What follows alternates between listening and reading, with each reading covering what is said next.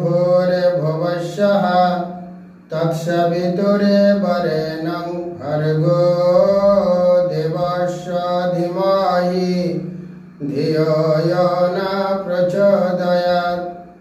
ॐ त्र्यम्बकं यजामहे सुगन्धि पुष्टिवर्धनम् उर्वारुकमिव बन्धनात् मृत्युर्मुक्षीयमामृतात्। ॐ नमो वासुदेवाय। ॐ नमो भागवते स्कंध 4 অধ্যায় 8 ধ্রুব মহারাজের গৃহত্যাগ ও বনে গমন। সনকাদ্য নরদাশ্চ ঋতহংসঃ রুনির্যতি নৈতে গৃহান ব্রহ্মসূতাহাব সন্নুদ্ধরেতস। মহর্ষি মৈত্র বললেন, সনকাদি 4 কুমার নারদ, ঋভু, হংস, অরণি এবং জ্যোতি ব্রহ্মার এই সমস্ত পুত্ররা গৃহে অবস্থান না করে ঊর্ধ্বরেতা অর্থাৎ নৈষ্ঠিক ব্রহ্মচারী হয়েছিলেন। ব্রহ্মার আর এক পুত্র হচ্ছেন অধর্ম, যার পত্নীর নাম হচ্ছে মিথ্যা। তাদের মিলনের ফলে দম্ভ এবং মায়া নামক 2টি আসরিক পুত্র ও কন্যার জন্ম হয়। নৈঋতি নামক অসুর, যার কোনো সন্তান ছিল না, সে ওই 2টি অসুরকে গ্রহণ করেছিলেন। হে মহাত্মা, দম্ভ ও মায়া থেকে লোভ এবং শঠতা জন্মায়। তাদের মিলনের ফলে ক্রোধ এবং হিংসার জন্ম হয় এবং তাদের মিলনের ফলে কলি এবং তার ভগিনী দুরুক্তির জন্ম হয়। হে সাধুশ্রেষ্ঠ, কলি এবং দুরুক্তির মিলনের ফলে মৃত্যু এবং ভীতি নামক সন্তানের জন্ম হয়। মৃত্যু এবং ভীতির মিলনের ফলে যাতনা এবং নিরয় নামক সন্তানের জন্ম হয়। হে বিদুর, আমি সংক্ষেপে প্রলয়ের কারণ বিশ্লেষণ করেছি।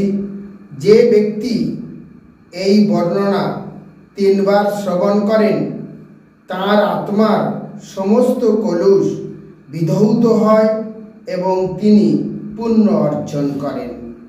হে কুরুশ্রেষ্ঠ, আমি এখন আপনার কাছে স্বয়ংভূর মনির বংশধরদের কথা বর্ণনা করব, যিনি পরমেশ্বর ভগবানের অংশরূপে জন্মগ্রহণ করেছিলেন। মহারাজ উত্তনপদ সুনীতি এবং সুরুচি নামক 2 পত্নী ছিলেন। সুরুচি ছিলেন মহারাজের অত্যন্ত প্রিয়, কিন্তু সুনীতি, যার পুত্র ছিলেন ধ্রুব, তিনি রাজার ততটা প্রিয় ছিলেন না। এক সময় মহারাজ উত্থানপদ সুরুচির পুত্র উত্তমকে তার কোলে স্থাপন করে আদর করছিলেন।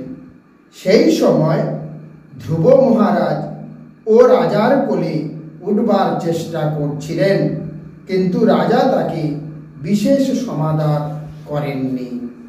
যখন শিশু ধ্রুব মহারাজ তার পিতার কোলে ওঠার চেষ্টা করছিলেন, তখন তার বিমাতা সুরুচি তার প্রতি অত্যন্ত ঈর্ষাপরায়ণ হয়ে অত্যন্ত গর্বিতভাবে রাজাকে শুনিয়ে শুনিয়ে বলতে লাগলেন। রানী সুরুচি ধ্রুব মহারাজকে বললেন, হে বৎস, তুমি রাজ সিংহাসনে অথবা রাজার কোলে বসার যোগ্য নও। নিঃসন্দেহে তুমি রাজার পুত্র, কিন্তু যেহেতু তুমি আমার গর্ভে জন্মগ্রহণ করনি, তাই তুমি তোমার পিতার কোলে বসার যোগ্য নও।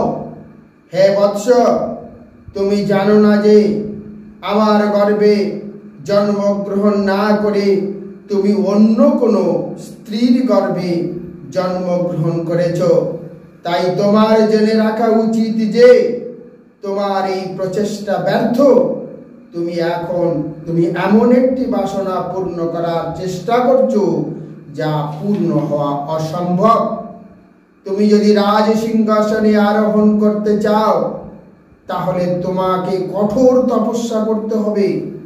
প্রথমে তোমাকে পরমেশ্বর ভগবানের নারায়ণকে প্রসন্ন করতে হবে এবং তারপর তার কৃপায় তোমাকে পরবর্তী জন্ম আমার গর্ভে জন্মগ্রহণ করতে হবে। হে বিদুর, তার বিমাতার কর্কশ বাক্যের দ্বারা আহত হয়ে ধ্রুব মহারাজ দণ্ডাহত সার্পের মতো মহাক্রোধে দীর্ঘ নিঃশ্বাস ত্যাগ করতে লাগলেন। তিনি যখন দেখলেন যে তার পিতা কোনো প্রতিবাদ না করে নীরব রয়েছেন, তৎক্ষণাৎ তিনি সেই স্থান ত্যাগ করে তার মায়ের কাছে গিয়েছিলেন। ধ্রুব মহারাজ যখন তার মায়ের কাছে গিয়েছিলেন, তখন ক্রোধে তার অধরষ্ট কম্পিত হচ্ছিল এবং তিনি অত্যন্ত করুণভাবে ক্রন্দন করছিলেন। এই ঘটনা সুনীতির কাছে অসহ্য হয়েছিল। তিনি দাবাগ্নির মধ্যে স্থিত লতিকার মতো শোকাগ্নিতে দগ্ধ হয়ে রোদন করছিলেন। তার সপত্নীর বাক্য যতই তার স্মরণ পথে উদিত হতে লাগলো, ততই তার কমলের মতো সুন্দর মুখমণ্ডল অশ্রুধারায় সিক্ত হয়েছিল এবং তখন তিনি এইভাবে মনোভাব ব্যক্ত করেছিলেন। সুনীতি বললেন, সেই দুঃখদায়ক পরিস্থিতি নিরসনের কোনো উপায় তার জানা ছিল না। তাই তিনি পুত্রকে বলেছিলেন, হে বৎস, তুমি কখনো অন্যের অমঙ্গল করো না। কেউ যখন অন্যকে দুঃখ দেয়, তখন সে নিজেই কষ্ট ভোগ করে। সুনীতি বললেন, হে বৎস, সুরুচি যা বলেছে তা ঠিকই, কারণ তোমার পিতা রাজা আমাকে তার পত্নী কেন তার দাসী বলেও মনে করেন না। আমাকে স্বীকার করতে তিনি লজ্জা বোধ করেন। তাই তুমি যে একজন দুর্ভাগার গর্ভে জন্মগ্রহণ করেছ এবং তার স্তন পান করে বড় হয়েছ, সে কথা ঠিকই। সুনীতি বললেন, পরমেশ্বর ভগবান এতই মহান যে কেবল তার শ্রীপাদ পদ্ম আরাধনা করার দ্বারা তোমার প্রপিতামহ ব্রহ্মা এই বিশ্ব সৃষ্টি করার উপযুক্ত যোগ্যতা অর্জন করেছে। হে বৎস, তুমিও ভক্তবৎসল ভগবানের শরণ গ্রহণ করো। যারা সংসার চক্র থেকে মুক্তি লাভের অন্বেষণ করেন, তারা সর্বদা ভক্তিযোগে ভগবানের চরণ কমলে আশ্রয় গ্রহণ করেন।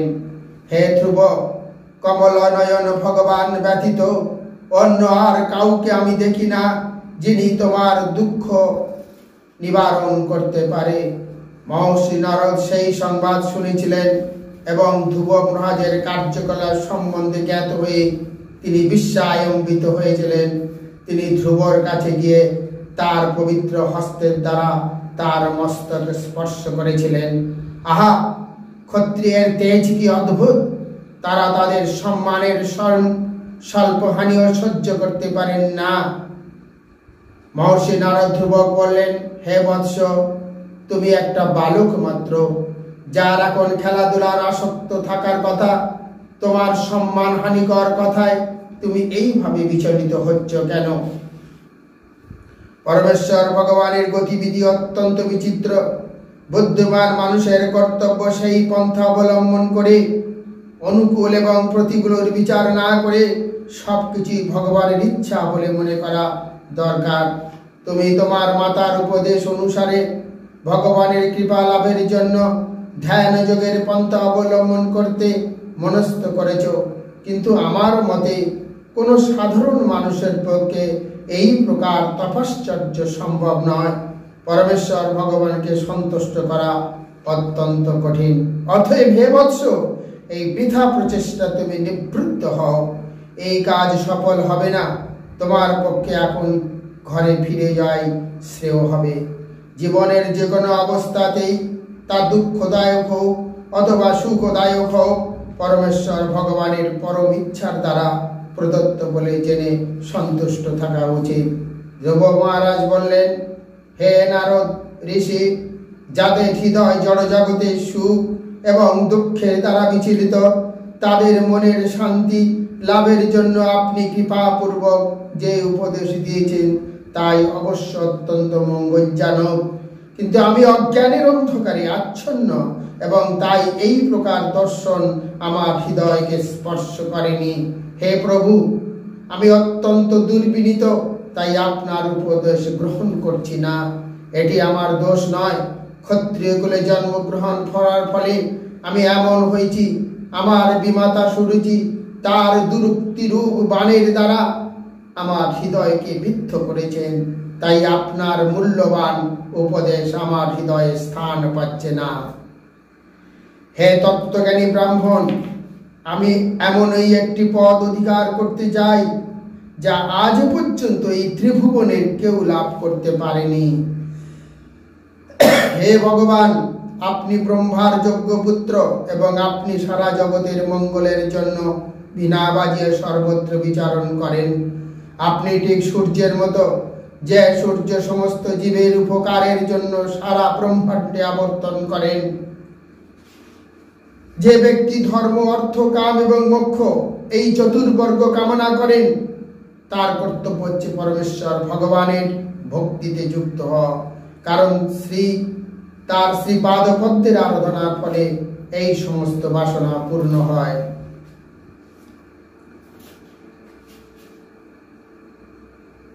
নারদ মুনি তাকে উপদেশ দিয়েছিলেন, হে বৎস, কালিন্দী বা যমুনার জলে তুমি প্রতিদিন 3 বার স্নান করো, কারণ সেই জল অত্যন্ত শুভ, পবিত্র এবং নির্মল।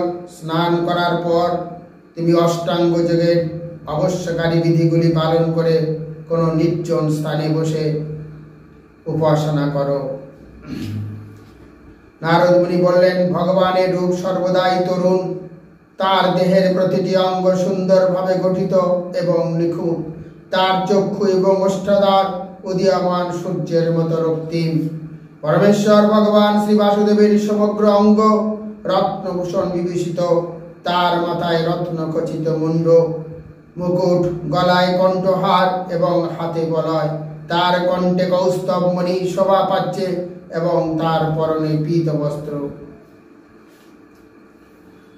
হে রাজপুত্র, আমি তোমাকে এখনই সেই গুরু মন্ত্র দেব যা এই ধ্যানের পন্থায় জপ করবে। সাবধানতার সঙ্গে 7 রাত্রি এই মন্ত্র জপ করলে অন্তরক্ষী বিচরণকারী সিদ্ধ পুরুষদের দর্শন করা যায়। ওম নমঃ ভগবতে বাসুদেবায়। মন্ত্র নানেন দেবস্য কুর্চাদ দ্রব্যময়ং বুধ সপার্চং বিবিধৈ দ্রবৈ দর্শকাল বিভাগবিত। ওম নমঃ ভগবতে বাসুদেবায়। এটি শ্রীকৃষ্ণের আরাধনার 12 অক্ষর মন্ত্র। ভগবানের শ্রী বিগ্রহ স্থাপিত করে এবং মন্ত্র উচ্চারণ করে ফুল, ফল, বিবিধ খাদ্যদ্রব্য প্রামাণিক বিধি সহকারে ভগবানকে নিবেদন করা উচিত। তবে তা দেশ, কাল এবং সুবিধা অসুবিধা বিবেচনা করে উচিত।